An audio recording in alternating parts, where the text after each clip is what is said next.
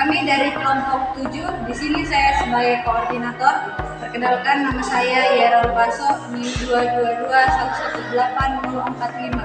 Perkenalkan, nama saya Penganan dengan NIM 222118048. Perkenalkan, nama saya Fatin Bane dengan NIM 222118036.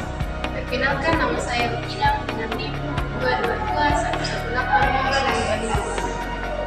Tujuan kami membuat video ini untuk menjelaskan tentang teori pembelajaran.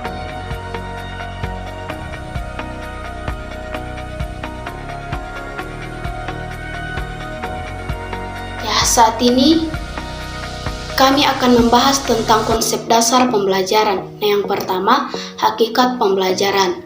Pada hakikatnya, pembelajaran merupakan instruksi timbal balik antara peserta didik dan guru dalam proses belajar mengajar yang dinamis untuk mentransfer nilai-nilai ke siswa supaya melakukan perubahan tingkah laku maupun pengetahuan sehingga siswa dapat mencapai cita-cita yang ingin dicapai. Nah, pembelajaran merupakan salah satu faktor yang sangat strategis dalam menghasilkan sumber daya manusia yang berkualitas. Nah, dengan demikian, dengan menguasai hakikat dan konsep dasar tentang belajar, diharapkan guru mampu menerapkan dalam kegiatan pembelajaran. Karena fungsi utama pembelajaran adalah memfasilitasi tumbuh dan berkembangnya belajar dalam diri peserta didik. Nah, jadi di sini guru bertugas untuk menyusun program pembelajaran yang menguntungkan bagi proses belajar peserta didik. Nah, pengetahuan merupakan akibat dari suatu konstruksi kognitif dari kenyataan yang terjadi melalui serangkaian aktivitas seseorang atau peserta didik. Filsafat konstruktivisme menjadi landasan bagi strategi pembelajaran, terutama dengan yang dikenal dengan nama student centered learning atau biasa disebut dengan belajar yang berorientasi pada peserta didik yang mengutamakan keaktifan peserta didik dalam mengkonstruksikan pengetahuan berdasarkan interaksinya dalam pengalaman belajar yang diperoleh atau difasilitasi oleh pendidik. Nah, menurut konstruktivisme, belajar bukanlah kegiatan memindahkan pengetahuan dari pendidik ke peserta didik, melainkan suatu kegiatan yang memungkinkan peserta didik membangun sendiri pengetahuannya. Pembelajaran berarti berpartisipasi atau partisipasi antara pendidik bersama peserta didik dalam membentuk pengetahuan, membuat makna, mencari kejelasan, sehingga pembelajaran adalah bentuk belajar itu sendiri.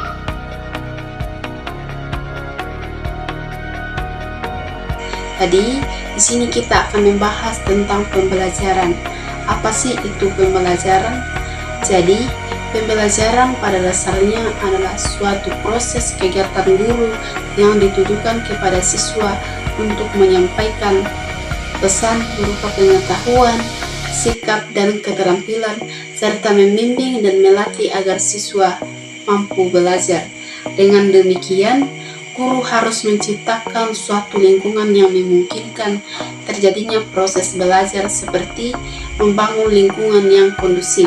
Yang pertama, menata ruang kelas belajar. Dalam upaya membangun lingkungan belajar yang konduktif, diperlukan penataan ruang kelas yang baik dan tepat. Pasalnya, ruang kelas adalah ruang utama dalam kegiatan belajar mengajar yang menyenangkan. Ruangan yang rapi dan bersih akan mendukung proses pembelajaran sangat baik. Yang kedua, suasana belajar dan mengajar. Setelah kita mampu menciptakan ruang kelas yang konduktif, kita juga harus mampu menciptakan suasana belajar dan mengajar yang menyenangkan. Dalam hal ini, guru memiliki peran yang sangat penting dalam hal menciptakan suasana yang menggairahkan yang dapat meningkatkan semangat siswa dalam belajar. Yang ketiga, lingkungan luar kelas. Meskipun siswa melakukan kegiatan belajar dan mengajar di dalam kelas, namun lingkungan luar kelas juga berpengaruh terhadap proses pembelajaran yang baik. Lingkungan luar kelas yang kondusif mampu membuat siswa belajar dengan baik.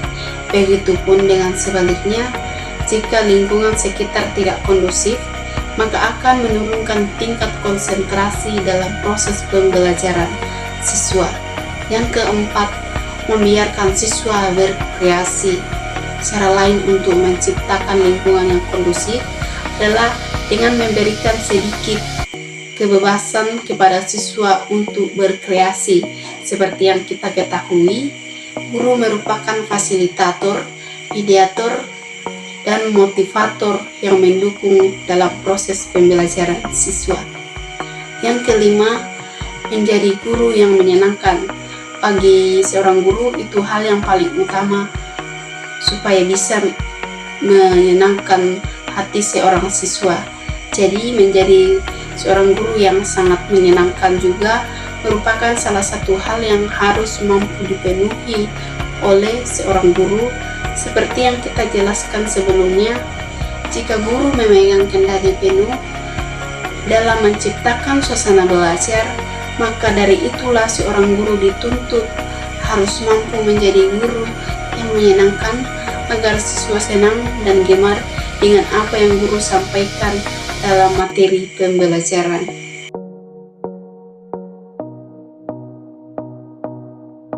Prinsip pembelajaran.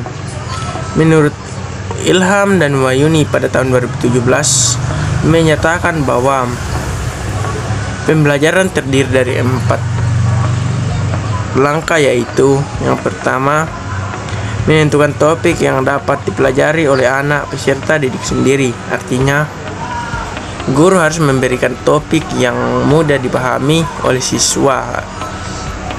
Yang kedua, memilih atau mengembangkan aktivitas kelas dengan topik tertentu. Yang ketiga, mengetahui adanya kesempatan bagi guru untuk mengajukan pertanyaan. Nah, artinya setelah guru menjelaskan, wajib memberikan pertanyaan agar siswa dapat mengasah kemampuannya dalam sesi pertanyaan tersebut, agar dapat menyelesaikan pertanyaan dengan baik dan benar. Yang keempat, menilai pelaksanaan tiap kegiatan, memperbaiki keberhasilan dan melakukan revisi.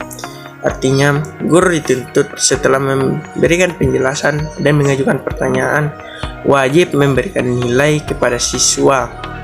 Itu dengan memberikan. Dalam proses pembelajaran, guru memilih masalah yang berciri kegiatan prediksi, eksperimentasi, dan eksplanasi. Prediksi sendiri adalah menulis di jurnal APL. Suatu proses memperkirakan secara sistematis tentang sesuatu yang paling mungkin terjadi di masa depan berdasarkan informasi masa lalu dan sekarang yang memiliki agar kesalahannya dapat diperkecil. Eksperimentasi atau percobaan adalah suatu tindakan dan pengamatan yang dilakukan untuk mengecek atau menyalakan hipotesis atau mengenali hubungan sebab akibat suatu gejala. Sedangkan eksplanasi adalah suatu kegiatan atau suatu pertanyaan yang terjadi mengapa, bagaimana. Nah, suatu kejadian baik itu kejadian alam maupun kejadian sosial yang terjadi di sekitar kita selalu memilih hubungan sebab akibat dan proses. Dalam hal pembelajaran yang perlu mendapat perhatian lebih adalah bahwa bagaimana cara guru mendidik siswa agar siswa sebagai subjek dapat belajar dengan baik dan benar.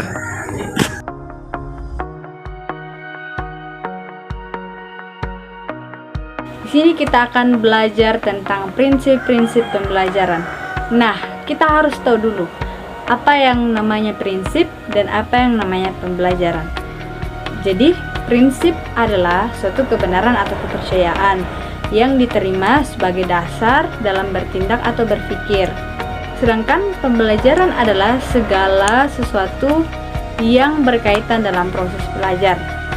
Jadi, prinsip pembelajaran adalah suatu asas kebenaran atau kepercayaan yang diterima sebagai dasar dalam bertindak atau berpikir yang berkaitan dengan proses belajar. Nah, dalam prinsip-prinsip belajar dibagi menjadi 7 menurut Daihatty. Yang pertama, perhatian atau motivasi. Yang kedua, keaktifan. Yang ketiga, keterlibatan langsung. Yang keempat, pengulangan. Yang kelima, tantangan. Yang keenam, balikan atau penguatan. Dan yang ketujuh atau yang terakhir, perbedaan individual. Jadi, di sini kita akan membahas satu persatu tentang prinsip-prinsip pembelajaran. Hal ini perlu diketahui agar memiliki pedoman dalam belajar yang efisien. Yang pertama, kita akan membahas prinsip pembelajaran, perhatian dan motivasi. Perhatian. Dalam pembelajaran, perhatian itu sangat penting, apalagi untuk peserta didik. Perhatian sendiri itu bisa didapatkan dari orang tua, guru, maupun lingkungan sekitar. Seperti contoh, orang tua memperhatikan anak dalam proses pembelajaran agar anak dalam belajar bisa bersungguh-sungguh dan bersemangat. Kemudian dari guru sendiri, perhatian bisa diterapkan ketika di dalam kelas. Sedangkan motivasi itu berasal dari motivasi internal atau motivasi eksternal. Motivasi internal berasal dari dalam, sedangkan motivasi eksternal berasal dari luar atau bisa didapatkan dari teman, guru, dari orang tua maupun lingkungan kita. Lanjut nomor 2, dalam prinsip pembelajaran yaitu keaktifan. Jadi keaktifan juga itu sangat penting dalam menunjang pembelajaran peserta didik.